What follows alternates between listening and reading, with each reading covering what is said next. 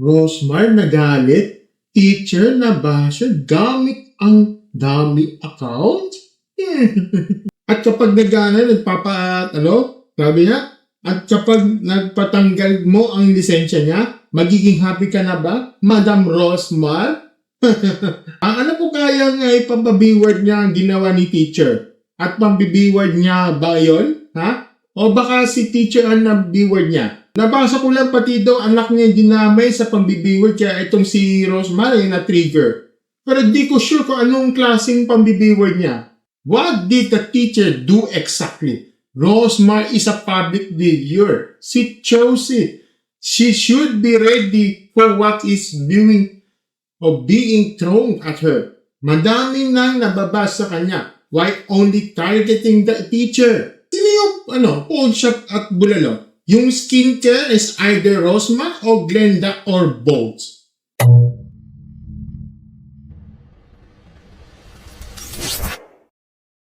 Lama Stories, welcome back sa isang vlogger issue or influencer issue dito sa ating channel ng Marcos Stories. Pala sa mga dyan, at mga stories, at hindi nagtatago ng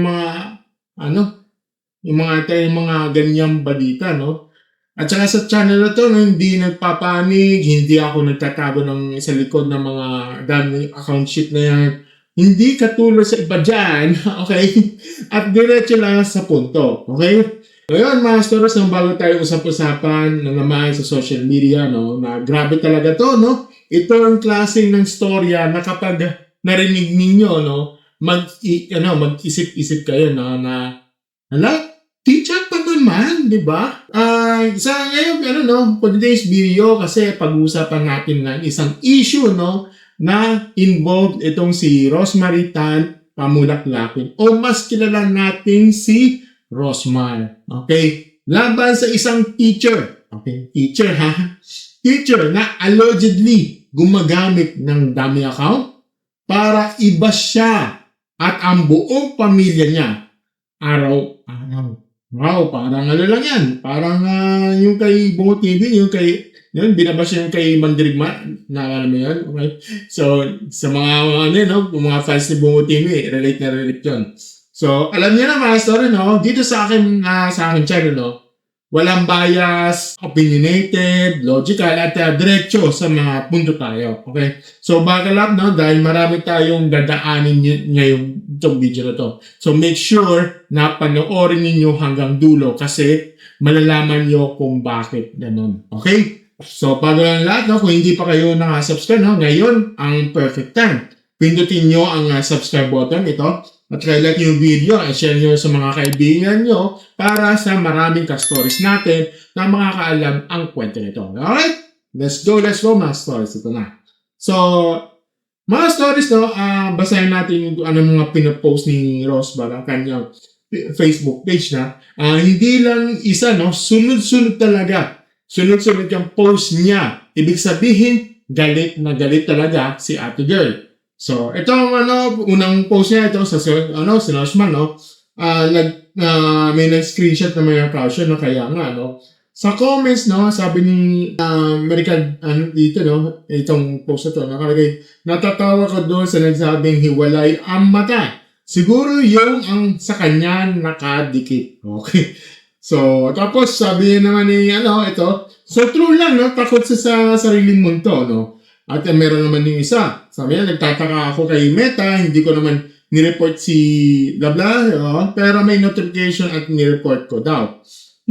Medyo interesting yun, mga stories. Talagang parang may manipulation ng reports na nangyayari dito. I-port muna natin yan, diba?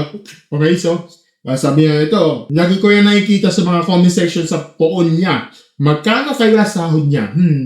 Pabulong naman. Okay. Ayan, so basically marami talagang nakakapansin sa mga taong ito na nasa comment section na puro bash talaga. Noted yan. Okay? So, ngayon mga stories, ito naman yung next. Ito yung pinaka-main event dito. Si Rosmar nag-post na sabi niya, sabi ko naman sa inyo, tigilan nyo ang pagpo-post sa akin at sa pamilya ko. Na-trace na agad kung sinong admin ng page na walang ginawa kundi mag-post ng paninira sa akin at sa pamilya ko. See you soon kahit magtago pa kayo sa page nyo.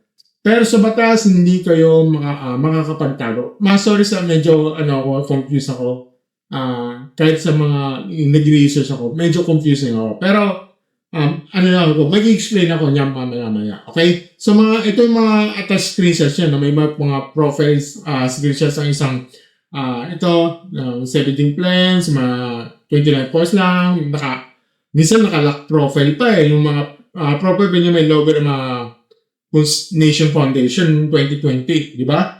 Ito yung chat log niya, kausap niya, yes ma'am, sila admin, okay, thank you, para makakasuhan ko.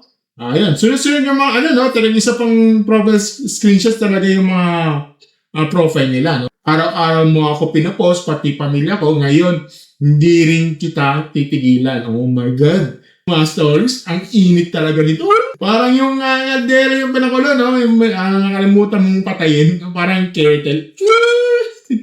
Di ba? Yung sasabog na, mag-explode na. Ngayon next naman, ito yung, sabi niya, post, hello! Masabi kay Gigi, from Nueva Ecija, Tagaytay siyang isun. Okay, from, Nueva Ecija to Tagaytay, from north to south, na ba? Which case of justice emoji, no? Talagang, gagawin niya talaga. Hindi niya joke-joke lang, parang hindi siya prank. Talagang siniseryoso niya. May picture pa yung tao, hindi biro-biro lang to, mga stories, okay? So next ito, sabi niya dito pumapasok yung teacher angle niya, no? Okay, teacher sa Nueva Ecija, huwag ka mag-alala, abangan mo love letter ko sa mismong school na pinagtatrabuhan mo. Oh, may emoji siya mga buntis, as in skills and justice. Dagdag pa niya, no? Teacher na may cyber B-word ng pamilya ko, hindi kita titigilan hanggat hindi nawawala ang lisensya mo. Oh, next naman ito, nag-message na ako sa pamilya mo at ang co-teacher mo, pati na rin sa mga estudyante mo. May message ko rin sana asawa mo kaso bigla mo ako nirestrict. Sabado. Grabe mga stories, yung mga full force talaga ni Rosmar dito. Pati estudyante, mga co-teachers, ang mga pamilya, lahat kinausap niya. No? Okay. So next naman ito, sabi niya, attorney, pakipadala agad yung bukas letter school niya at sa PRC para ma-revoke yung license. Teacher pa naman pero grabe mang bash kahit hindi naman inaano. Teacher nyo gumamit ng daming account para ma-bash yun. Okay. Next one, ito naman. Sabi na, goodbye PRC license. Teacher nyo ba siya gumagamit ng daming account para i-post ako at pamilya ko araw-araw. At may schedule pala nagpapaliwanag kung kailan pwedeng ma-revoke yung PRC license for fraud, gross negligence, unprofessional and dishonorable conduct, or criminal convictions involving moral turpitude. Okay. So next naman, ito naman, sabi niya, teacher nyo, B-word! Hindi ko sa pwedeng sabihin nyo kasi bawal sa YouTube, okay? So, alam niyo yung B-word na yan, okay? With clown emojis, 3 clown na talaga, masters. Hindi siya nagkulang. Okay, master. Ito sabi niya, next naman sabi niya, ito, post number na ito, pinaka-savage dito. Happy birthday to you! Nabagan mo regalo ko. At may video siya niya. Ito yun. Okay. Happy birthday to you. Happy birthday to you. Hey! Happy birthday, happy birthday, happy birthday to you. Isa pa! Happy birthday to you.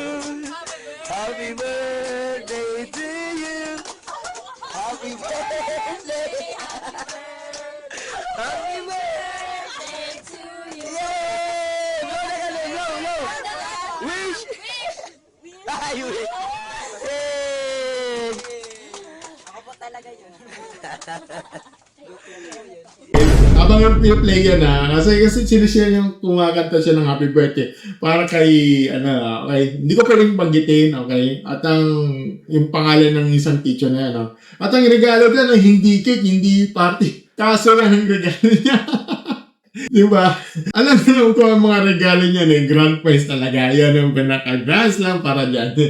Okay, next naman sabi nito, lalating mo mukha, lalaitin mo mukha ko nang wala akong retoke, tapos ganyan pala itsura mo with clown emoji. So, personal na talaga, atake talaga.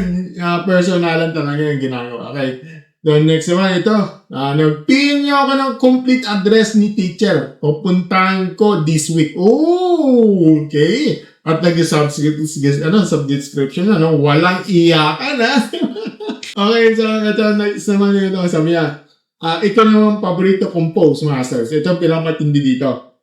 Teacher, gumawa ng lesson plan, gumawa ng dummy account para iba si Rosmar, asawa at ang anak niya. Check! At sabi ni Rosmar sa subscription, ngayon ako gagawa ng lesson plan mo, teacher. Grabe mga stories, lesson plan, pero hindi para sa classroom, para sa courtroom. Ayun ang pagkakaiba. At para sa mga buong context na may video si Rosmar at in-upload niya, ito, papanoorin natin yung kanyang ang video niya, ito galing kay Rosmar. So, ang kanyang video ni Rosmar. So, i-address na lang niya, yung kanyang status against kay teacher. Okay? So, panoorin natin. Guys, may pinost ako sa Blue App. Kasi merong isang teacher na may hawak na fake page na walang ginawa kung hindi i-post ako, asawa ko at mga anak ko araw-araw. Hinahayaan niyang pagpiestahan kaming pamilya ko doon araw-araw. Na wala naman akong ginawa sa kanya. And ayun, nung pinatrace ko, isa siyang teacher. Kaya syempre, deserve niya matanggalan ng lisensya. Tapos yung asawa niya, naku, baka mamaya damay pa yan dyan. Sa mga pinagpo-post, baka naman kayong dalawa, gusto mong pati yung asawa mo din. Reklamo na rin natin. Kaya marami tayong kakilala. Pwede namin reklamo din. Alam nyo, nakakalungkot kasi picture pa naman siya. Tapos walang ginawa kong hindi i-post ako araw-araw. Hinahayaang lait-laitin yung mga anak ko. At sabihin na anak ko daw, kamukha daw ng ex ko, ganito, ganyan. Grabe. So, dapat di ko napapatulan. Pero ayun nga, sumusobra na. Araw-araw ba naman akong i-post? Kaya ayun, bibigyan kita ng leksyon. Puntahan kita dyan sa inyo. So, ang alam ko ay taga Nueva Ecija siya. Pero tinetrace pa natin kung talagang taga doon siya. Inaalam ko pa yung complete address. And para na rin malaman ng buong pamilya mo, nag-chat na rin ako sa kanila using my personal account. So, nag-chat ako sa kapatid mo, sa nanay, tatay, sa mga estudyante mo, sa co-teachers mo. So, doon ako nagtatanong kung anong details mo para malaman natin. Ayan. Imbis na gumawa ng lesson plan, gumawa ng dummy account para mang-bash. Dapat hindi ganun yung ginagawa nyo. Kasi, imagine mo teacher ka, pero bullying yung ginagawa mo. Like, imagine mo, ano ituturo mo magandang asal sa estudyante mo? Kung ikaw mismo, wala kang ginawa kung hindi mag-post ng pangbabash, taong wala namang ginawang masama sa'yo. And hindi Below the belt na So, swerte mo lang kasi nabunot kita ngayon. Grand prize ang para sa'yo. So, abangan mo ang love letter. Punta ako sa school mo mismo na pinagtatrabahuhan. Kakausapin ko yung principal. Bukod doon, magpapadala kami ng letter sa PRC to revoke your license or pati yung asawa mo para it's a tie.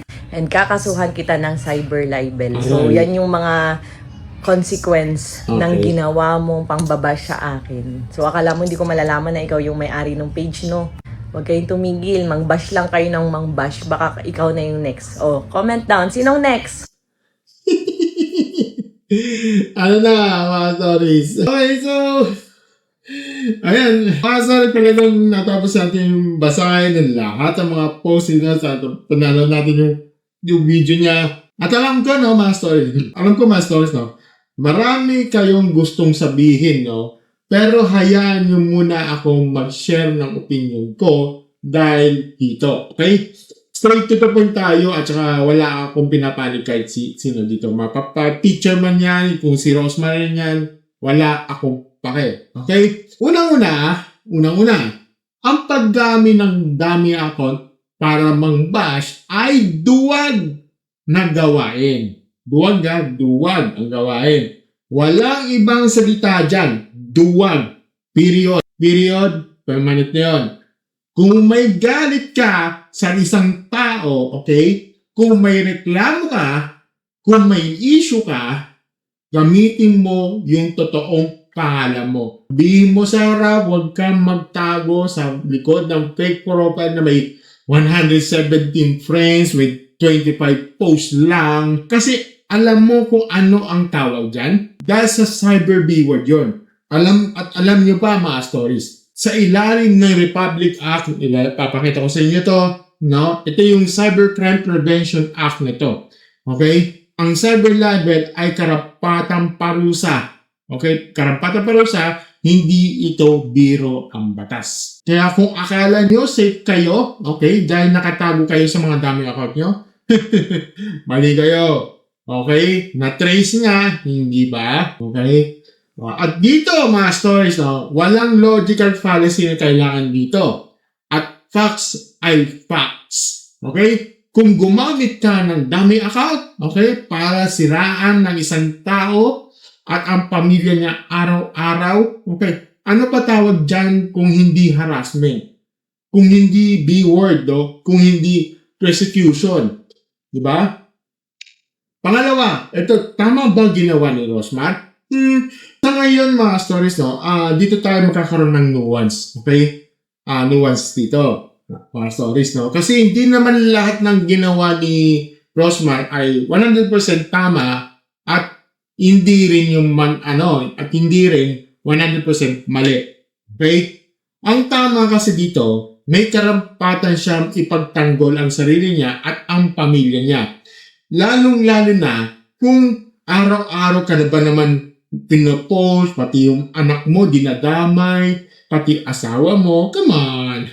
Diba? Walang tao na tatanggapin na lang yan yung mga walang gagawin. At ang route niya na kinuha niya, legal route. Okay? Sabi niya, through attorney Messina, nag-file siya ng kaso. Tama yan. Oo. Gamitin mo ang batas, hindi panlalait, hindi pang-aaway. Batas yun. Okay? At saka meron akong, meron akong konting questionable ako dito.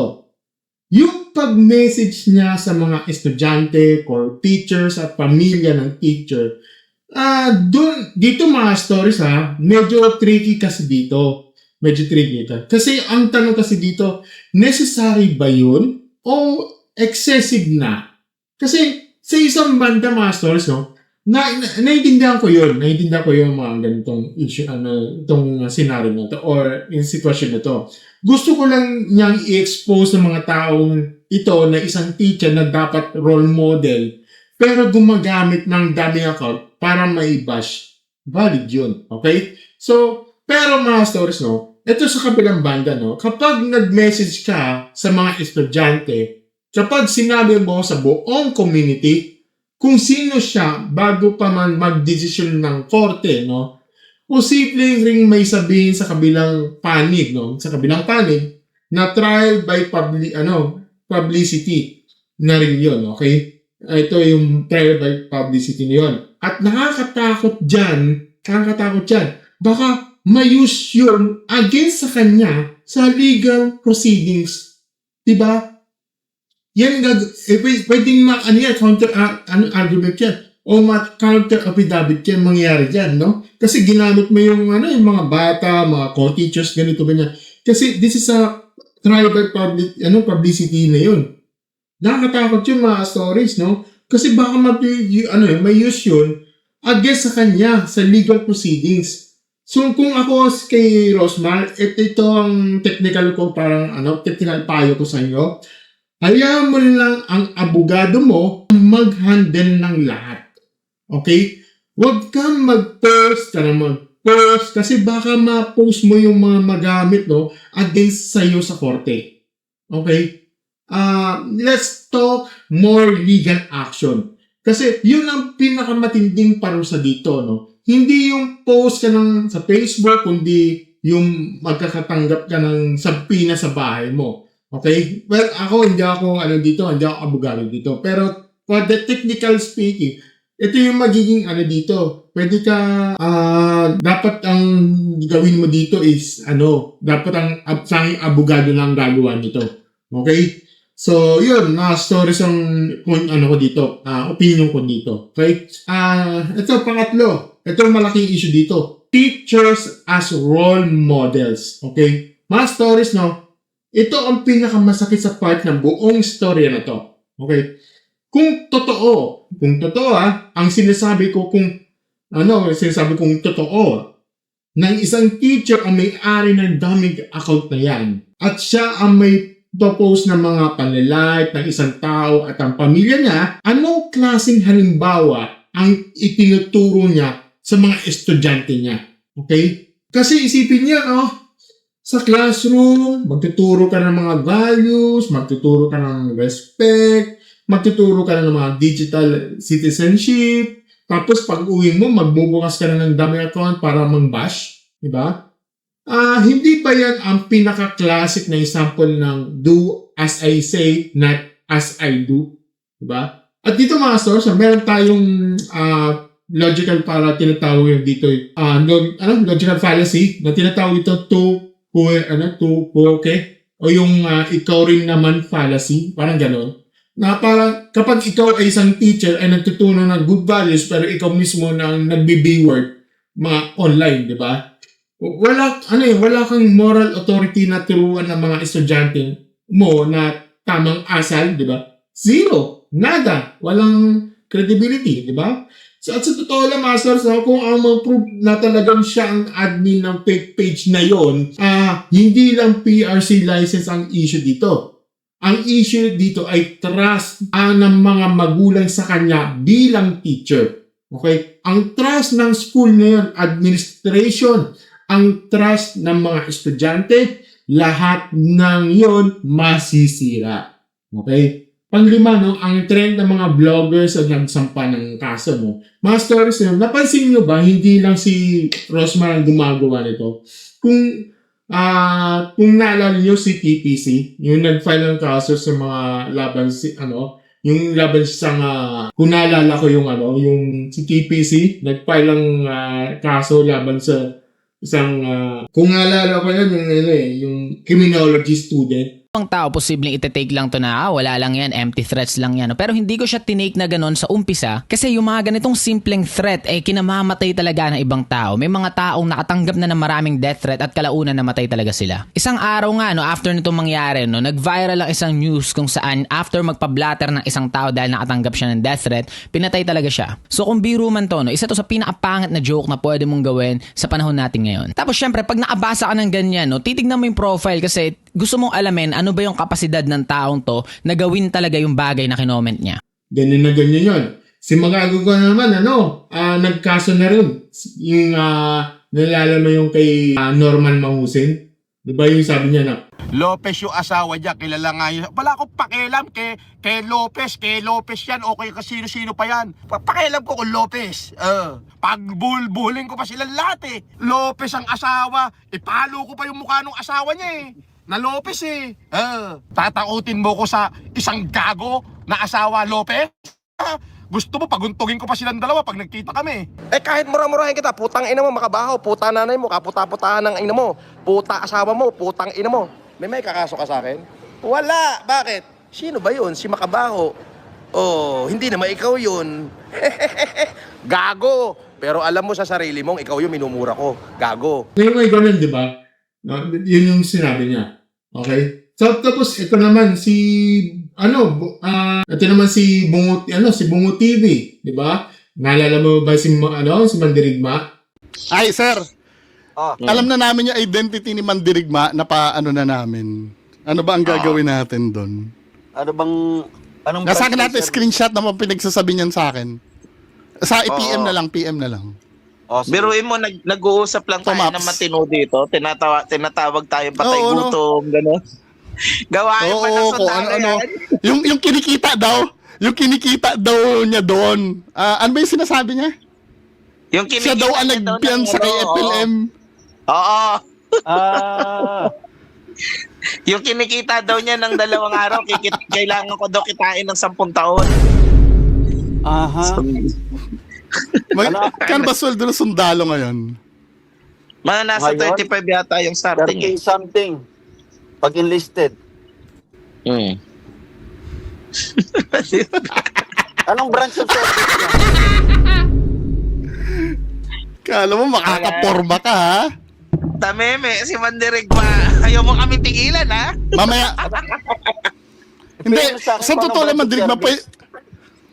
Hindi, wag, mamaya na, mag-usap tayo mamaya. Sige. Kasi, ganito kasi Mandirigma, pwede ka naman kasing kausapin doon sa tungkol sa sa argument. Wala naman kasing problema doon, pero yung mga ad hominem mo pa, men, yung mga insulto mo, na yan hindi siya pang sundalo Alam mo ba, yung pinagtatanggol mo, umano pa, inano pa yung mga pulis, binastos pa yung mga pulis. Oo nga. Mga uniform personnel. Tapos ikaw ipagtatanggol mo din? Ano ba, Mandirigma? Tsaka sir, kung sundalo Mga- ka man, inuubos mo yung oras mo sa ganito? Yun lang, question ko lang, no? Di basta lahat ng info ibibigay namin sa'yo, sir, mamaya. Baka mamaril daw bigla yan si Mandirigma. Grabe naman, Mandirigma. Grabe naman. Huwag naman, di ba? Mas lalo mong aanuhin yung sarili mo nun. Nang dahil kay FLM, mamamaril ka? Si Dariel Saib, alam niya daw yung tunay kong pangalan. Okay lang naman, di naman na ako nagtatago. Oo, di alam mo. Mahina na si FLM ngayon. Bakit? May ginawa ba kami mali? Di ba? Context daw muna. Si Mandirigma, ito ha.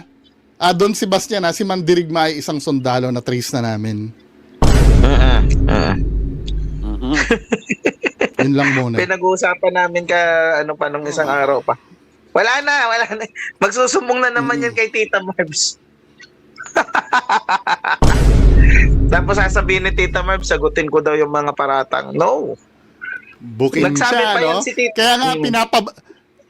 Kaya nga pinapababad-babad ka lang namin sa page namin para hindi ka mawala Di ba? At dami mo pang account na ginamit na madidiin ka talaga. Oo. Yung IP address lahat ang ginamit mo iisa. May sinabi pa yan Diyos May ko. sinabi pa yan na malalagot siya talaga. Sabi daw, pinagbabantaan daw natin siya. Physical harm. Kailan yun? Kailan yun? Sinungaling talaga. Okay, maghaharap tayo. Ilagay mo lahat yung pinagbabanta sa'yo. Di ba? Ihanda mo lahat yung pag nagharap tayong dalawa. Kahit mag-deactivate ka pa, maghaharap tayo. Maniwala ka sa akin. Sa opisina ng superior mo. Ang totoong pangalan ko daw, nako. Crispy Bacon. Oo, tama yan, the real side. Ano? Ang tunay ko daw anong pangalan. pangalan mo? Crispy Bacon. Crispy Bacon, no? Ako nga nilabas niyo yung totoo kong pangalan na Vito Lazatin Di ba? May narinig ba kayo sa akin? Tapos sabi niya gano'n, inamin ko din daw. Di ba sinabi niyo yan? Hindi aaminin ko na. No? Na Vito Lazatin ang name ko. Paninindigan ko na yan hanggang ngayon, sinabi niyo Hindi ba kokok? Hindi. Hindi. Tapos na yun. Oo. Di ba? Nag-like siya. At base ko, may siya, no? Parang may tinitrace siya, no? Parang yung sino yung tunay na tao na may hawak na ganito, ganyan, di ba? Kasi papunta na tayo sa papunta na tayo sa sasampan sa kaso, cyber libel. Unjust vexation. Kaya murang bayag niya itong si Mandirigma Kala mo At saka yan ito, ngayon si Rosmar, okay, yun. At alam niyo ba ng common denominator ng lahat na ito? Yung mga bashers, akala niya immune sila dahil nakatago sila sa mga fake accounts, no? Akala nila walang mangyayari dito, no? Akala nila biro lang, no? Pero hindi biro ang batas dito. Okay? So, totoo lang, Masters, no? Maganda itong trend na to. Okay? Bakit? Kasi nagsiserve itong deterrent, no? Na ibig sabihin, bago ka mag-type ng mga basura ng comment section o bago ka gumawa ng dummy account para mang-bash well, mag-isip-isip ka muna. Baka kasuhan ako nito, baka matrace ako, baka mawalan ako ng trabaho. Ganun yun, di ba? Kaya ang consequence dito. At sa mundo natin ngayon, mga stories, kulang na kulang tayo sa consequence para sa online behavior. Kaya ang mga tao, akala nila may freedom silang mang-bash na walang kapalit, no? Walang ganong freedom, okay? Yung freedom of speech ay hindi freedom form of consequences, okay? So, pero ito ang ko dito, important gan dito, pero may tamang proseso dito. Hindi porket may galit ka, pwede ka nang maging vigilante online, okay? Huwag mong i-dox ang mga tao. Huwag mong mga encourage na mga mob mentality. Find the case, let the courts decide. Okay? Yan ang pinakamatinding ganti. Hindi ang pangpaparinig sa Facebook, kundi sa mga summons sa mga ibibigay sa pinto mo. Okay? Ito, Panglima, ito para sa mga bashers na nakikinig dyan. Ako, kayo may nakikita akong, minsan pinagtatanggol mo pa yung mga, di ba? Tatanggol. May nakikita akong sabi na, kupal daw ako. Kala mo, hindi ko alam yun. Ay, isang tanong lang, mga story, isang tanong lang. Bakit mo ba kailangan i-bash ng tao hindi mo naman kilala? Bakit mo pa kailangan gumawa ng dummy account para siraan ng isang pamilya? Anong mapapala mo? Masaya ka ba? Natutuwa ka ba? Ha? Minsan tinawag mo pa akong kalbo Akala mo, hindi ko alam. Kasi sa dulo ng lahat, ikaw ang talo dito. Ikaw ang may kaso. Ikaw ang mawawala ng lisensya. Ikaw ang mababahiran ng record. At para saan? Para saan? Para sa ilang likes at reacts ng isang fake page? Worth it ba yun? Hindi worth it yun. Walang kaduda-duda doon. Okay? So, yun mga stories tara sa mga comment section, kasi magaganda yung mga comments dito at yung iba't ibang perspective dito, okay? Okay, so tingnan natin yung mga comment section. Sabi ito, I feel sorry for the teacher's children in this situation. Affects her license as a content creator, public feedback, both positive and negative.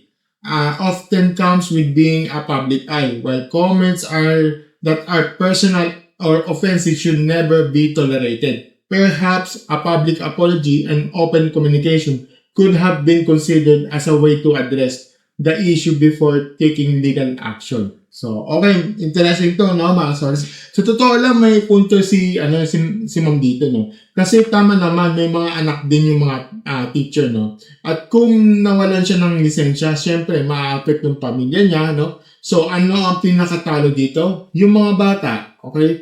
Yung mga anak na walang kasalanan, okay? Pero, at mga sources, ito, malaki pera dito. Ang sinasabi nitong commenter na to, ang public feedback comes with being in a public eye, okay? At ay medyo false equivalence kasi iba ang constructive criticism o kahit negative opinion sa systematic na pang-aaway gamit ng dummy account araw-araw. Hindi yan feedback. Yan ay harassment. Let's call it what it is, okay? So, at ito, ang suggestion na public apology, yung suggestion niya yung sa public apology muna bago legal action, ay in principle, maganda yan. Okay, maganda yan. Pero, ang tanong kasi dito, nag-reach out ba si Rosman noon pa man bago mag-escalate? At nag-apologize ba ang teacher nung nahuli siya o nag-restrict pa si teacher?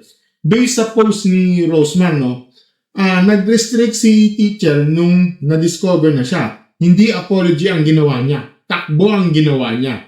So, paano ka mag-o-offer ng apology kung ang response mo ay magtago?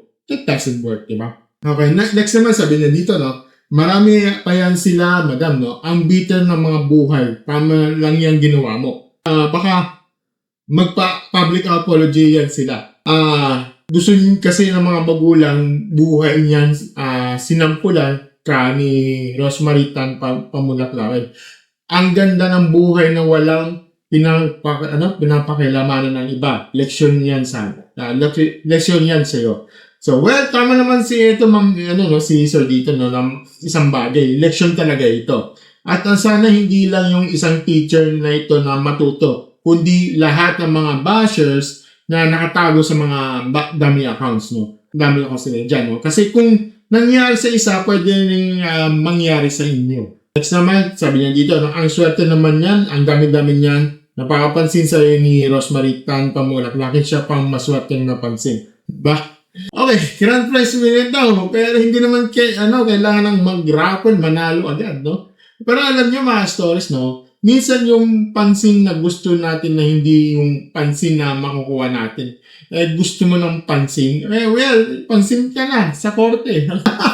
Diba? Next naman sabi niya dito, whatever God can give, God can also take it. Your heart will be tested purely by difficult people. If you found humble, God will give you more.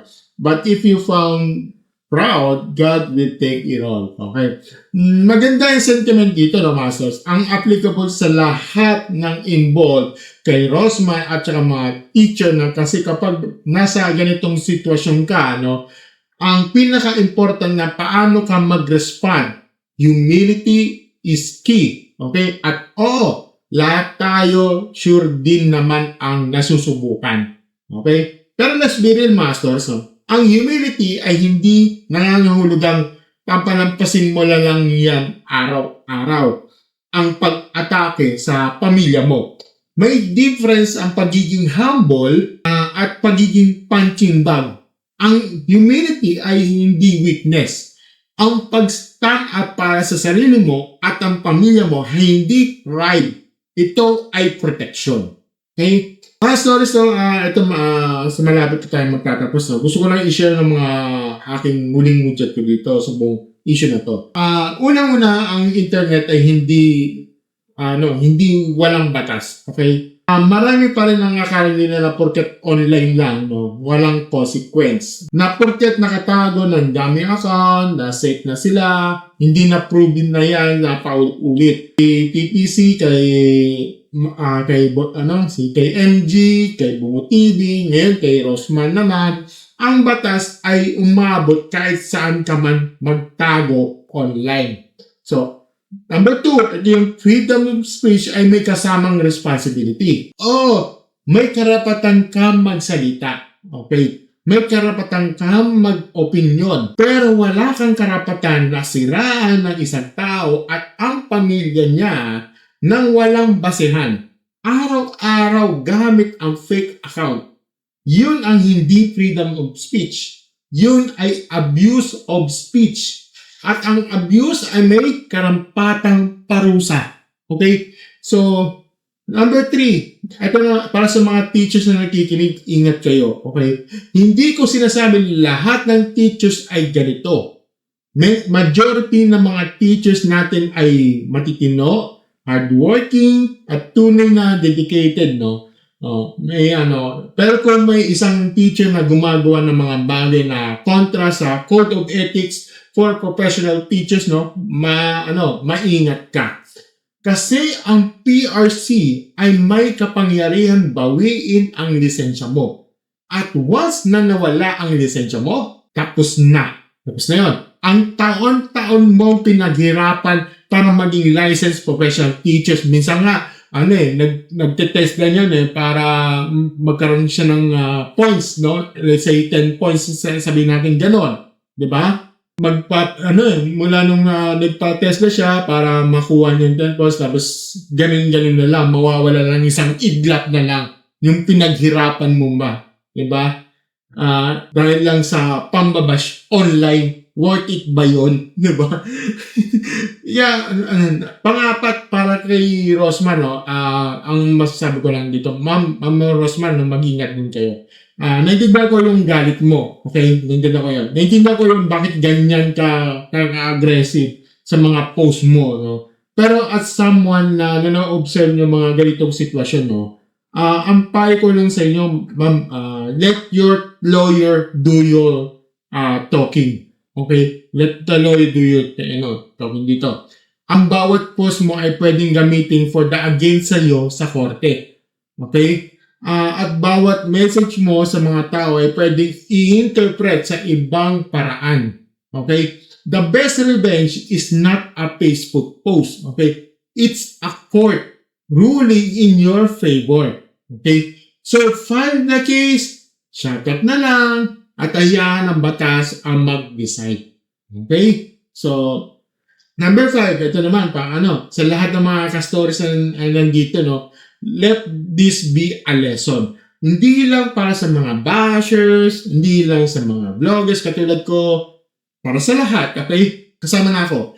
Mag-isip muna tayo. Mag-isip muna tayo bago mag-type, mag-isip muna bago tayo mag-comment, mag-isip muna bago gumawa ng mga dummy accounts, no? Kasi sa mundo ngayon, lahat na natitrace, no? Lahat may digital footprint, lahat ay may consequences. Okay? Ang tanong na lang dito, Master, so, handa ka ba sa mga consequence na mga ginawa mo online? Kung hindi, edi tikilan mo na. Simple lang, di ba? So, yun mga stories, no? Anong masasabi niyo dito, no? Tama ba si Rose mga ginagawa niya? O sobra na? O para sa mga teachers na involved dito, no? Deserve ba niya ang mangyayari? Comment nyo na lang sa baba at i-share na mo sa amin ang mga opinion dito, no? At syempre, no, mga stories, huwag niyong kalimutan at subscribe kung hindi pa kayo sa subscribe, no? Pindutin yung notification bell para lagi kong updated sa mga latest stories sa akin, Matt. Don't forget to like, share, subscribe sa ating channel and click na notification button sa ating baba. As always, mga stories, thank you and have a good day, stars. Bye. Tsaka huwag kayong gagawa ng mga dummy accounts. Wag sa channel ko. Okay? Binabalaan ko kayo. Okay? Yun lang yun.